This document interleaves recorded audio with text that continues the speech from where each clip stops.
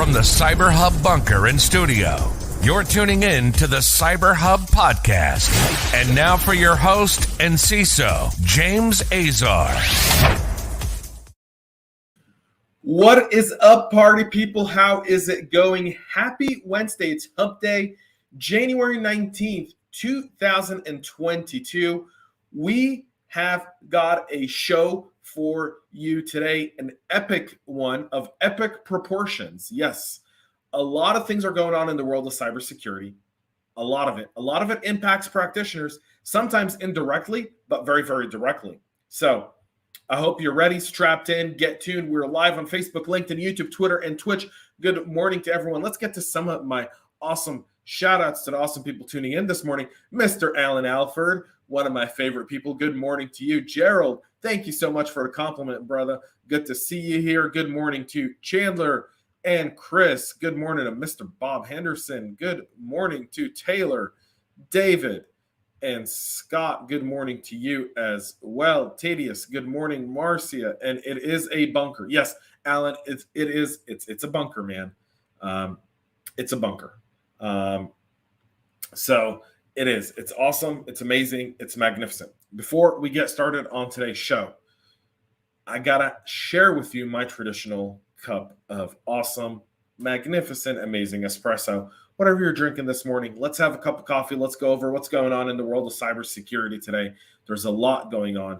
So we'll get to that here in just a moment. But in honor of everyone here, coffee cup cheers, folks. Let's get right to it. Folks, if you haven't seen our new CyberHub Podcast website, you should go check it out. All of the latest content, including these ones with links to all the stories. Everything we're talking about today can be found there. Go subscribe on your favorite podcast listening platform. You can find us anywhere you like to listen to your podcast, so go and check that out as well. Let's start off with this one. An Office 365 phishing attack is impersonating the U.S. Department of Labor in a new phishing campaign that's designed to ask recipients to submit bids to steal Office 365 credentials. The phishing campaign itself has been ongoing for at least several months. It utilizes 10 different phishing sites that impersonate government agencies. The emails are sent from spoof domains that look as if they're coming from actual DOL sites, Department of Labor. Some are based on newly created lookalike domains like dol-gov.com, dol-gov.us, or bids-dolgov.us. Most of these emails pass through abused servers owned by NGOs to evade email security blockers. In other cases, they're sent through newly registered and unreported domains that aren't yet included in anti-phishing lists. The emails contain a valid letterhead, professionally arranged content, and a 3-page PDF attachment of seemingly legitimacy.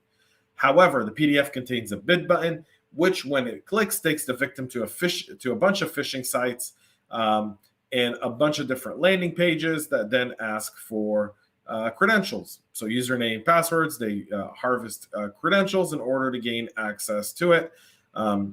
So keep your eyes out for that. If you do work within the Department of Labor, if that's part of your business, if you support that in any sort of fashion, this is something to take to your team right now and let them know what's going on. So keep that in mind, folks. Let's talk about MFA, because to me, this is the lead story today, right? Among others. There's another one. We'll talk about that here in just a minute. Don't go anywhere, all right?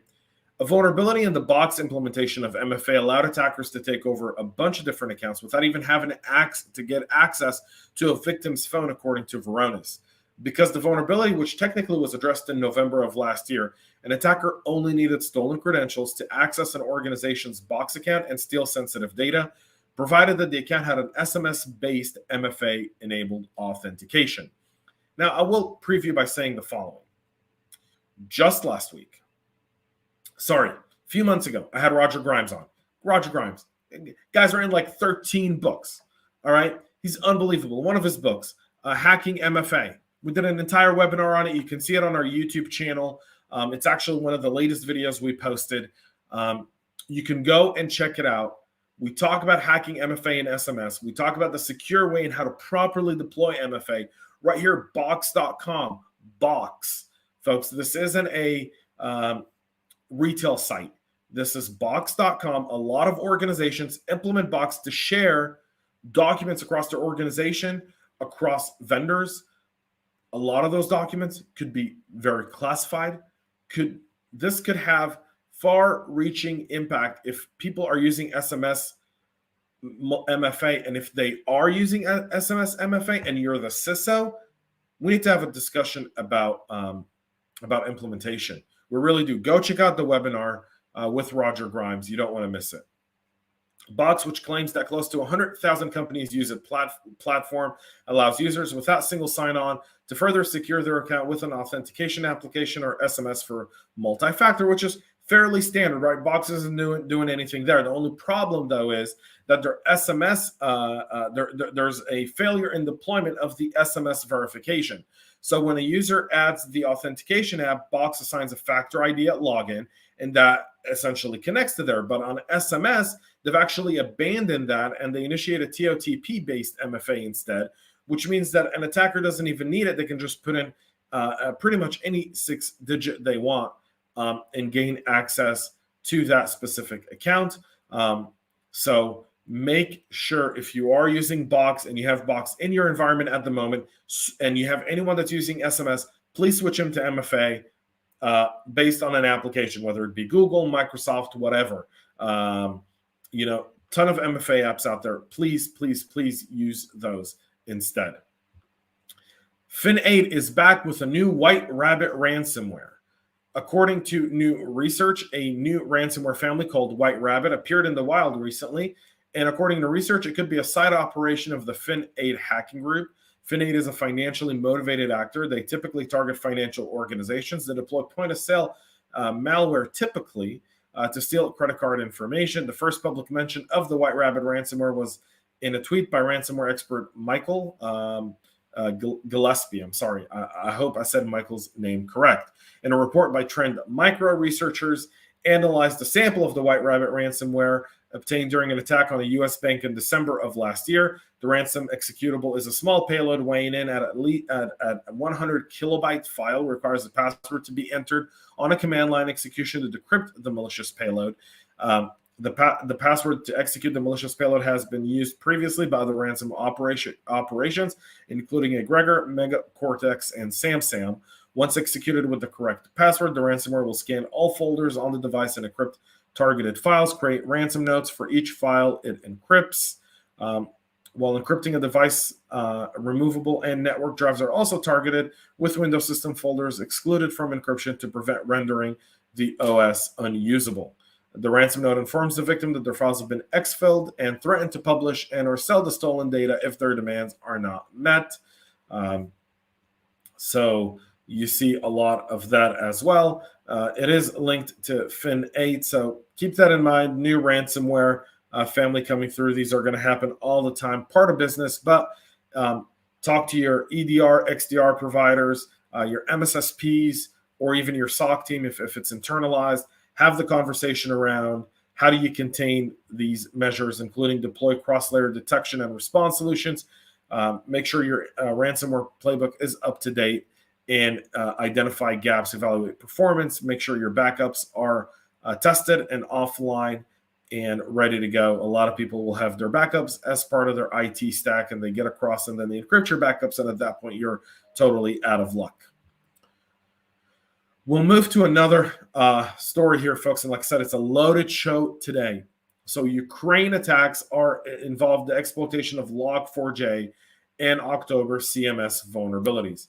The Russians have been actively targeting the Ukrainian government, and that is beyond the over 100,000 troops they have amassed at the Ukrainian border at this time. However, now we know that 10 of the Ukrainian government websites that were hacked last week that were defaced with messages suggesting the attack was in response to the country's pro-Western stance. A lot of those sites have been restored. However, we now do know that analysis of the malware conducted by Symantec showed the samples related to Whispergate may have been deployed to unknown victims as early as October of last year, meaning this isn't just we're going to invade the Ukraine in January of 2022. Let's get a bunch of troops over there and let's start a cyber attack. The Kremlin's known about this for quite some time. They've been planning it as early as October of 2022 that we know now. The attackers breached Ukrainian government networks through a supply chain attack involving a third-party software supplier named Kitsoft, which has confirmed that its infrastructure were compromised. Ukrainian cybersecurity agency said the attack involved exploitation in the October CMS, as well as exploitation of Log4Shell and different DDoS attacks, all attributed to Russia. Tensions continue to increase on the Ukrainian front. We'll see how the NATO cyber cooperation treaty works out here for our friends in the Ukraine, but definitely a lot going on the cyber front. All these tools that are being used eventually are going to be used against us. Ukraine has always been the testing ground for Russia. Always, always, always. Every single time. So keep that in mind. Some great stuff going on in the comments, by the way. There's a Varonis demo of what's going on with the White Rabbit ransomware and a lot of other stuff. So, keep that in mind. Check out the comments here on the LinkedIn chat for all of that stuff. We'll move on to NSO Group. So NSO Group has been a fairly controversial company. Well, now Israel is fuming at a scandal that the Israeli police was using Pegasus software to hack into citizens' cell phones without even gaining a warrant.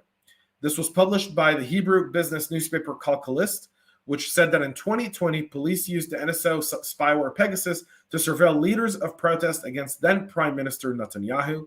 It said that police in recent years also hacked the phones of 2 sitting mayors suspected of corruptions and numerous other Israeli citizens, all without a court order or any oversight.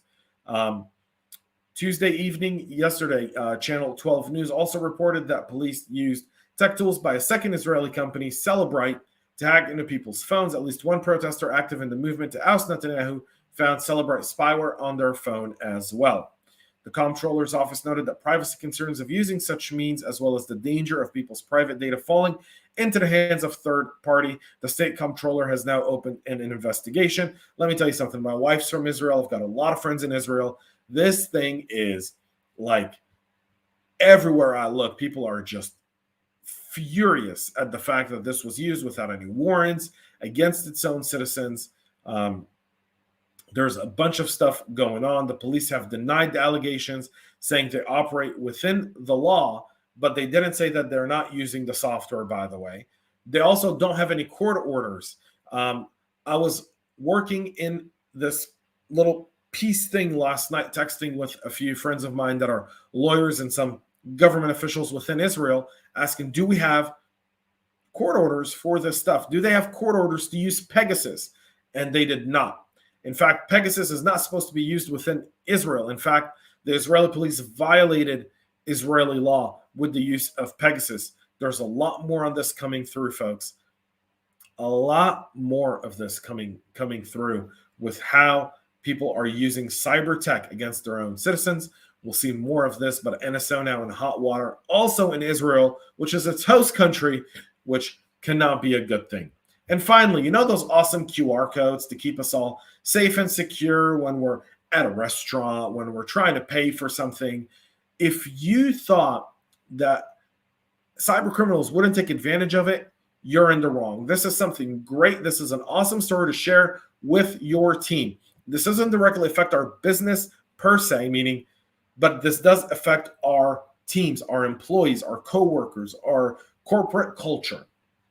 A lot of QR codes have been used for contactless payments during the pandemic, and some of those are being hijacked by scammers who then have you pay them instead of the business you're trying to pay. Some of it is in crypto scams. Some of it is in any taped code somewhere. So meaning if someone says, do you want to pay us wirelessly or contactless, scan this QR code right here. Restaurants have been dealing with this by putting a unique QR code on every single receipt. But man, this is significant. Share this story with your teams. Let them know because some of them are going to lose some of their hard-earned money to these types of scams. And one great way for us as security practitioners to really advocate and show that we don't only care if you don't click on the phishing link, we also want you to have some level of security and privacy, as well as not fall for scams in your own world. So all of that, share this story. It's a great little icebreaker, by the way. People start talking about how they use QR codes. We got a lot of insight. We got a lot of OSINT about how our employees interact outside of work with technology, how they use technology. And it's really insightful as we harden our environments, as we look for ways to put in compensating controls to specific weaknesses that are designed because of the way humans interact with technology. So it's a great icebreaker, something I'll be sharing later today with our teams, and something that's definitely worthwhile for everyone else. Folks, that's it for our show today. We'll be back tomorrow to wrap up this week. This Friday at 11 a.m., James McQuiggan and he's joining me for the kickoff of the Friday Conversation. The Friday Conversation is a 30 to 35-minute conversation. I'll air at 11 a.m. Eastern every single Friday. It's a one-topic deep dive into security. It'll be live on Facebook, LinkedIn, YouTube, Twitter, Twitch, everywhere you get your streaming services. It'll also be on our podcast listening platform on the CyberHub Podcast. There, it will not be live, but you can also tune in there as well. So go check it out. Folks, thank you so much for tuning in. Make sure you're letting people know if you're with the Department of Labor about the phishing. Multi-factor authentication only through applications, not through SMS. Go check out the Roger Grimes webinar on our YouTube channel at CyberHub Podcast. You'll definitely appreciate it.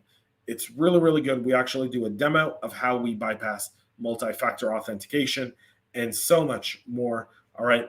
And please pray for the folks over in the Ukraine, and let's pray that our world doesn't end up in another war, because this one will be WW3 at this point. That's it for us here. Till tomorrow, we'll see you here live at 9 a.m. Eastern. Have a great rest of your day and stay cyber safe.